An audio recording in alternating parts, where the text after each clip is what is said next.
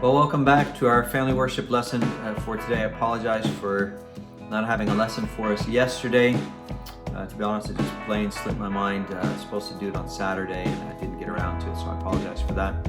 But today, beginning this week of family worship lessons, we're going to look at two passages, Exodus 13, verses 1 to 16, and then also Hebrews 6, verses 1 to 8. So today, because we missed Hebrews 6 yesterday, we're just going to pick up where we left off, Exodus 13, and we're going to look at it verses 1 through 16. So let me read those verses for us. It says there, "The Lord said to Moses, 'Consecrate to me all the firstborn. Whatever is first to open the womb among the people of Israel, both of man and of beast, is mine.' Then Moses said to the people, 'Remember this day in which you came out from Egypt, out of the house of slavery, for by a strong hand the Lord brought you out from this place. No leavened bread shall be eaten. Today, in the month of Abib, you are going out, and when the Lord brings you into the land of the Canaanites, the Hittites, the Amorites, the Hivites, and the Jebusites, which he swore to your fathers to give you, a land flowing with milk and honey, you shall keep this service in this month. 7 days you shall eat unleavened bread, and on the seventh day there shall be a feast to the Lord. Unleavened bread shall be eaten for 7 days. No leavened bread shall be seen with you, and no leaven shall be seen with you in all your territory. You shall tell your son on that day, it is because of what the Lord did for me when I was in Egypt, when I came out of Egypt. And it shall be to you as a sign on your hand and as a memorial between your eyes, that the law of the Lord may be in your mouth.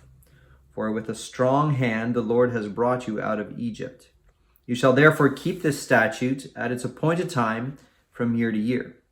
When the Lord brings you into the land of the Canaanites, as he swore to you and your fathers, and shall give it to you, you shall set apart to the Lord all that first opens the womb. All the firstborn of your animals that are males shall be the Lord's. Every firstborn of a donkey you shall redeem with a lamb, or if you will not redeem it, you shall break its neck. Every firstborn of man among your sons you shall redeem. And when in time to come your son asks you, what does it mean? What does this mean? You shall say to him, by a strong hand the Lord brought us out of Egypt, from the house of slavery.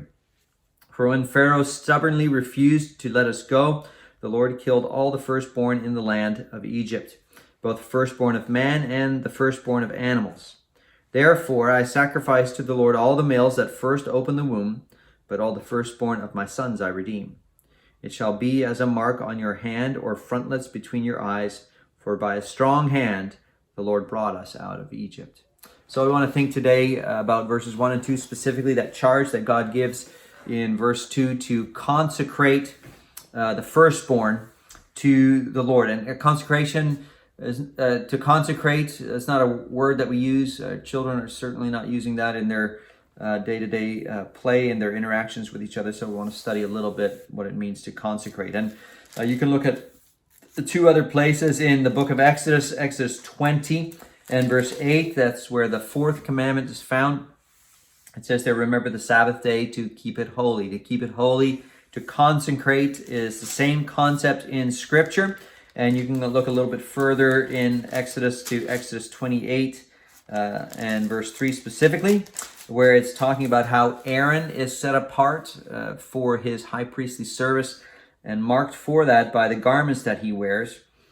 And there Moses giving instructions to with regard to the garments that Aaron will wear, says, "You shall speak to all the skillful whom I have filled with a spirit of skill, that they make Aaron's garments to consecrate him for my priesthood." And so the Lord there setting Aaron apart for his priesthood. And so consecration, you want to define it a little bit. Consecration is God's special work in setting apart a thing or a person for his special use. And you can see that in terms of time in the Sabbath, where God sets apart 1 day of 7 for his own special use. All the days belong to the Lord. 1 and 7 is uniquely consecrated. In the land of Israel, in the people of Israel, 600,000 males when Israel leaves